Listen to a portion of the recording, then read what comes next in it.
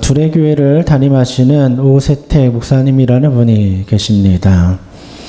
이분이 부산에서 부목사로 일할 때 자신의 경험을 이렇게 간증한 적이 있습니다. 어느 날 담임 목사님과 함께 이 이야기를 나누고 있었다고 합니다.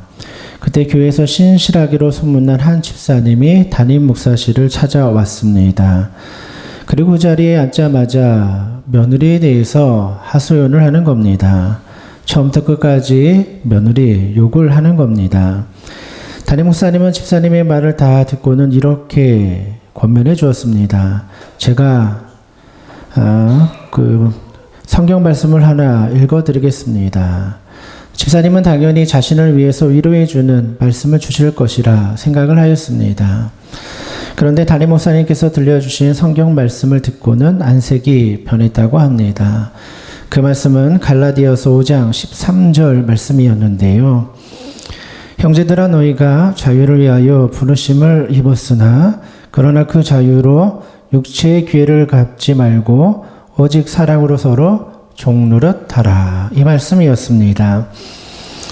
이 말씀은 화가 난 시어머니에게 주신 말씀이었습니다. 오히려 며느리를 잘 섬겨주라. 종처럼 섬겨주라. 이렇게 말해준 겁니다. 집사님은 이 말을 듣고 화가 났습니다. 목사님 보고는 하지만 우리 동양에선 그런 거 없죠. 그런 법칙이 어디 있습니까? 라고 따지고자 하였습니다. 그러나 더 이상 말을 하지 못했습니다. 목사님의 말을 듣고는 화가 난 것이죠. 그때 목사님은 집사님에게 다시 질문을 하였습니다. 집사님, 정말 구원 받으셨나요? 목사님께서 이 말씀을 하신 이유는 구원받은 거 의심한다고 말씀하신 것은 아니겠죠. 구원받아 그리스도인으로 살아간다라고 말하면서 여전히 세상적인 가치관으로 살아가는 집사님의 모습이 안타까웠기 때문에 이러한 질문을 하였겠죠. 목사님이 이어서 이렇게 권면해 주었습니다. 집사님, 우리는 공자가 아니라 예수님을 믿는 사람입니다. 예수님의 지배를 받고 그분의 명령에 순종하며 사는 사람들입니다. 예수님을 주인으로 모셨다면 집사님 먼저 죽으세요. 집사님이 며느리에게 먼저 종노릇 하십시오. 그래야 구원받은 그리스도인입니다. 집사님은 목사님의 말씀을 들은 이후에 삶이 변하기 시작했습니다. 며느리가 일어나기 전에 밥을 지어주고 오후에 며느리가 바쁠 때면 대신 장도 봐주었다고 합니다. 시어머니가 변화되니까 자연스럽게 며느리도 변화되었습니다. 서로 종노릇 하듯 섬기게 된 것이죠. 우리가 그리스도인으로 살아간다는 것은 무엇을 의미하겠습니까? 세상적인 가치관, 세상적인 생각으로 살아가는 것이 아니라 예수 그리스도의 방식대로 살아가는 것을 의미하죠.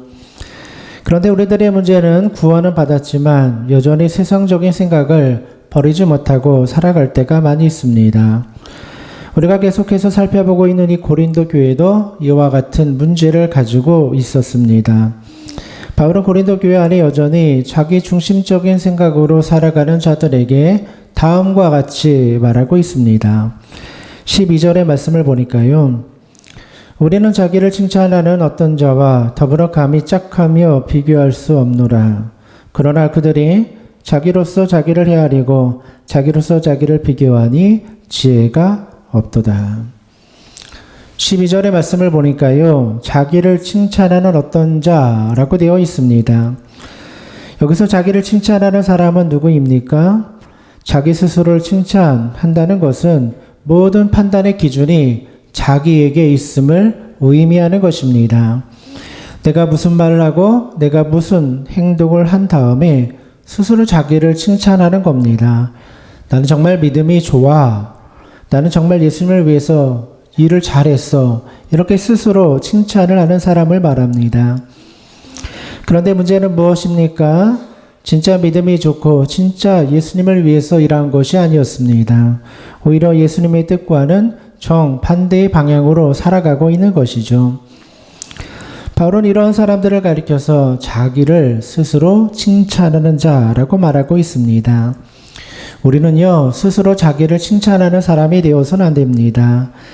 지금 자기 스스로 칭찬하는 사람들은 모든 기준이 자기에게 있기 때문에 자기가 지금 바른 길로 가는지 잘못된 길로 가는지 스스로 분별하지를 못하는 것입니다.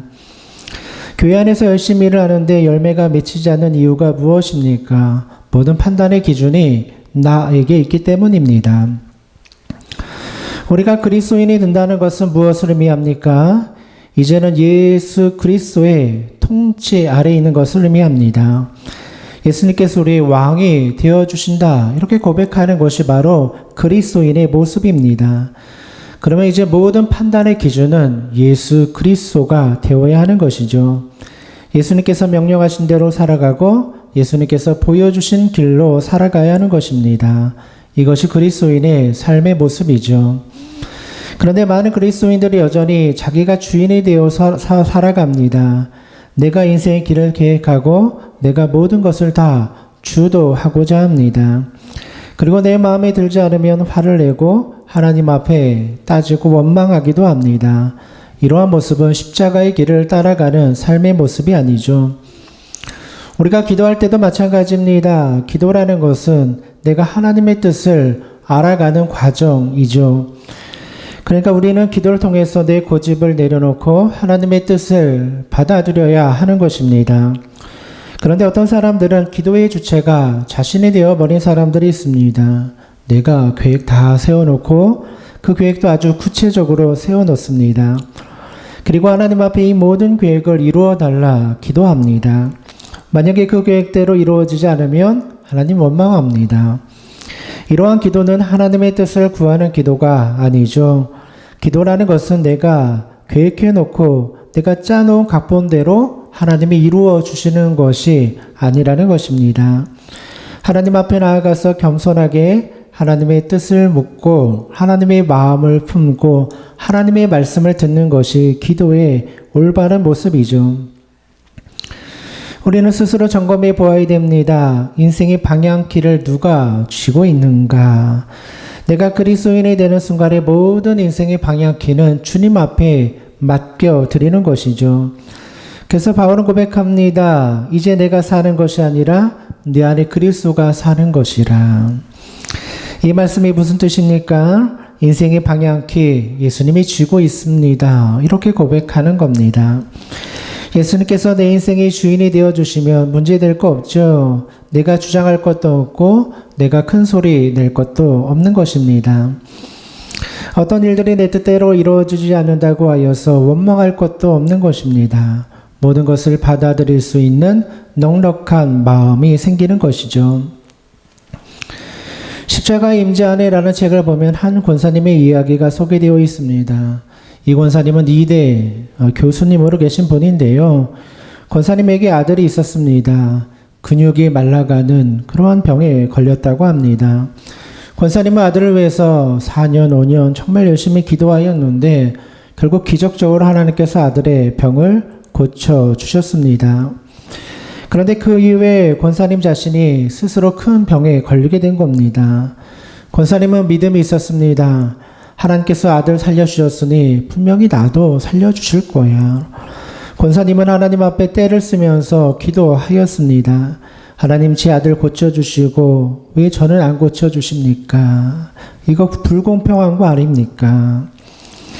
권사님이 생각할 때 하나님께서 하시는 일이 불공평하게 보였던 겁니다. 어디까지나 권사님의 기준, 권사님의 생각이었겠죠. 그때 하나님께서는 이러한 마음을 주셨다고 합니다. 내 아들은 살아서 하나님 앞에 영광을 돌리고 너는 죽어서 나를 영화롭게 할 것이다. 그때 권사님은 하나님의 뜻이 무엇인지 알게 되었고 모든 것을 받아들일 수 있는 평안의 마음이 생겼다고 합니다. 그 다음부터 권사님의 얼굴은 환하게 웃는 얼굴로 변화되었습니다. 모든 사람들을 볼 때, 모든 사람들이 권사님을 볼 때 아픈 사람 같이 보이지 않을 정도이었습니다. 권사님이 자신의 뜻을 가지고 자신의 계획대로 하나님 앞에 주장하며 기도할 때는 마음에 평안이 없었습니다. 그러나 하나님의 뜻을 받아들이고 나니까 마음의 평안이 찾아오게 된 것입니다. 권사님은 그 이후로 병문안을 오는 사람들에게 오히려 위로의 말을 건네주었다고 합니다. 이것이 바로 기도의 능력이죠. 기도라는 것은 내 것을 일방적으로 주장하는 것이 아닙니다. 하나님께서 원하시는 것이 무엇인가, 하나님의 뜻을 찾아가는 과정이 바로 기도라는 것입니다. 믿음으로 사는 사람의 판단 기준은 나에게 있는 것이 아니죠. 내가 스스로 칭찬하고 내 믿음이 좋다 평가하는 것이 아닙니다. 우리는 예수님의 기준으로 살아가야 되고 예수님의 평가를 받아야 하는 것입니다. 이처럼 고린도 교회 안에는 스스로 칭찬하고 스스로 만족하며 사는 사람들이 있었습니다. 이런 사람들은 바울을 비방하기도 하였죠. 바울은 이러한 사람들을 향해서 다음과 같이 말합니다. 오늘 본문 13절 말씀인데요. 그러나 우리는 분수 이상의 자랑을 하지 않고 오직 하나님이 우리에게 나눠주신 그 범위의 한계를 따라 하노니 곧 너희에게까지 이른 것이라. 하나님이 우리에게 나눠주신 그 범위의 한계를 따라, 이 중요한 말씀이 나오죠. 여기서 한계라는 말이 나오는데요. 이 단어의 원어를 보면 카논이라는 단어를 사용하고 있습니다. 영어로 하면 캐논이라는 말이죠. 이 단어는 측정을 하는 자, 측정할 때 사용하는 자를 의미합니다. 정확하게 무엇인가를 측정할 때 사용하는 자를 의미하죠. 우리가 지금 보고 있는 성경을 가리켜서 우리는 정경이라고 말합니다. 예전에 한번 말씀을 드렸죠. 정경, 우리가 보는 성경을 영어로 했을 때 캐논이라는 단어를 씁니다. 기준이 된다는 거죠. 모든 것을 측정하는 자의 역할을 하는 것이 바로 성경이라는 겁니다. 오늘 본문에서 사도 바울이 한계라는 말을 썼을 때 이 단어가 바로 캐논, 기준, 모든 것의 자가 된다라는 뜻을 가지고 있습니다. 모든 일을 할 때 절대적인 기준이 되는 것이 있다는 겁니다. 그 한계, 즉 캐논이고 누가 정해주는 것입니까? 사람이 그 한계, 기준을 정하는 것이 아니라 하나님께서 그 기준, 한계를 정해 주시는 것입니다. 사도 바울은 스스로 범위를 정하고 움직인 것이 아니었습니다. 하나님께서 정해 주신 대로 그 범위와 한계를 따라서 복음을 전했다. 이렇게 말하는 겁니다. 특별히 사도 바울은 복음을 전할 때 자신의 길을 마음대로 정하지 않았습니다. 본래 사도 바울의 선교 계획은 아시아 땅에서 예수 그리스도의 복음을 증거하는 것이죠. 익숙한 지역에서 복음 증거하는 겁니다. 그런데 밤에 성령께서 바울에게 환상을 보여주었습니다. 마케도냐 사람들이 손을 흔들면서 와서 우리를 도우라, 이 환상을 보게 되죠. 그래서 바울은 자신의 모든 계획을 정리하고 유럽으로 넘어가서 복음을 전하게 됩니다. 이 모든 계획은 바울이 세운 계획이 아니었다는 겁니다. 바울은 하나님께서 정해주신 계획대로 움직이고 하나님의 뜻대로 복음을 전하였습니다. 바울이 바로 이 부분을 이야기하고 있는 겁니다. 바울이 지금 고린도 지역에 찾아와서 스스로 이 복음을 전한 거, 이건 자신의 계획 아니라는 거예요. 하나님께서 보내주셨기 때문에 고린도 땅까지 오게 되었던 것이죠. 또 고린도 교회 성도들에게 복음을 전하고 그들에게 편지를 쓴 것도 다 하나님의 계획, 하나님의 인도하심이 있었다고 고백하는 겁니다. 바울은 절대로 자기 마음대로 복음을 전한 것이 아니었습니다. 바울이 왜 이러한 이야기를 하고 있습니까? 고린도 교회 안에서 바울의 사도적 권위를 도전하는 사람이 있었기 때문입니다. 바울을 비판하고 바울의 사도 자격이 없다 말하는 사람들이 있었기 때문이죠. 바울은 이런 사람들에게 자신의 입장을 지금 변호하고 있는 것입니다. 내가 복음을 증거하는 것은 절대로 나 스스로 선택한 일이 아니다. 예수님께서 나를 사도로 불러주셨기 때문에 이렇게 복음 전하는 것이다. 이거를 지금 말하고 있는 겁니다. 그래서 사도 바울이 쓴 편지들을 보면 하나같이 똑같은 말로 시작을 하죠. 여러분 그 사도 바울이 쓴 편지들을 읽어보면 앞부분에 다 이러한 말로 시작을 합니다. 로마서 1장 1절의 말씀을 보면 예수 그리스도의 종 바울은 사도로 부르심을 받아 하나님의 복음을 위하여 택정함을 입었으니 그리스도의 종 바울은 사도로 부르심을 받았다. 이 말씀이 사도 바울이 쓴 편지 대부분에 다 앞에 이렇게 기록이 되어 있습니다. 왜 바울은 이렇게 말합니까? 사도 바울이 복음을 전할 수 있었던 것은 하나님께서 바울을 사도로 불러주셨기 때문이라는 겁니다. 하나님께서는 오늘 우리에게도 범위의 한계를 주셨습니다. 모든 사람들이 따라가야 되는 절대적인 기준이 있는 겁니다. 모든 사람이 따라야 되는 기준 무엇입니까? 하나님의 말씀이죠. 기준을 잃어버리게 되면 교회는 방향성을 잃어버리게 되는 겁니다. 하나님의 말씀은 지금 내가 바른 방향으로 가고 있는가? 이 기준을 알려주는 역할을 하는 것이죠. 내가 잘못된 방향으로 가고 있다면 무조건 내가 방향을 바꿔야 되는 겁니다. 이게 바로 믿음입니다. 우리는 절대로 하나님의 기준을 바꿀 수 없는 것입니다. 하나님의 기준을 낮춰서 내 기준으로 맞출 수 없고 하나님의 말씀을 바꾸어서 내 마음대로 해석해 버릴 수도 없는 것입니다. 우리가 하나님의 말씀을 듣는 이유가 바로 여기 있습니다. 하나님의 말씀을 통해서 우리들의 인생의 기준을 삼게 되는 것이죠. 그래서 마지막으로 바울은 자랑하고 싶으면 이렇게 자랑하라. 자기 스스로 자랑하지 말고 이거 자랑해라 말해주고 있습니다. 17절에 나와 있죠. 자랑하는 자는 주 안에서 자랑할지라. 주 안에서 자랑하라. 이렇게 말하고 있어요. 여기서 주 안에서 자랑한다라는 것은 예수님 자랑하라는 것입니다. 자기가 스스로 판단하고 자기가 자랑거리 만들지 말고 예수님 자랑하는 인생이 되라. 이렇게 말씀하여 주시는 겁니다. 그동안 고린도 교회 성도들은 자기 자신을 자랑했습니다. 내 모든 판단의 기준이 나에게 있었습니다. 내 생각을 자랑하니까 내 주장의 목소리가 높아지는 거예요. 그러니까 상대방을 비난하기도 하고 비판하기도 하죠. 그러나 이제는 자기를 자랑하지 말고 자기를 주장하지 말고 예수 그리스도를 자랑하는 인생이 되라. 이렇게 말씀하여 주고 있습니다. 예수님을 자랑하는 사람은 모든 옛사람을 예수 그리스도 앞에 복종시키는 사람입니다. 내 안에 있는 과거의 옛사람, 옛 자아, 죄악된 모습들 다 십자가에 못 박는 것을 의미하죠. 때로는 정말 포기하기 싫은 것도 있습니다. 그것도 포기할 수 있을 때 예수 그리스도를 자랑하는 인생이 됩니다. 때로는 자존심이 상해도 예수님 때문에 참고 인내해야 될 때도 있는 것입니다. 우리는 지금 사순절을 지내고 있습니다. 사순절, 예수 그리스도의 십자가 바라보며 보내는 절기이죠. 우리가 예수님의 십자가를 따라 살아간다는 것이 무엇을 의미합니까? 내 고집과 내 옛 자아를 십자가 앞에 못 박는 것을 의미하죠. 예수님의 십자가는 배워서 아는 것이 아닙니다. 지식적으로 예수님의 십자가 알 수 없습니다. 우리는 예수 그리스도의 십자가를 체험할 때 정말 내가 예수님 앞에서 정말 죽어지는 경험을 할 때 그 십자가가 체험되고 알 수 있게 되는 것이죠. 날마다 예수님의 십자가 앞에 서야 하는 것입니다. 여러분, 십자가 따라가는 거 거창하고 대단한 것 아닙니다.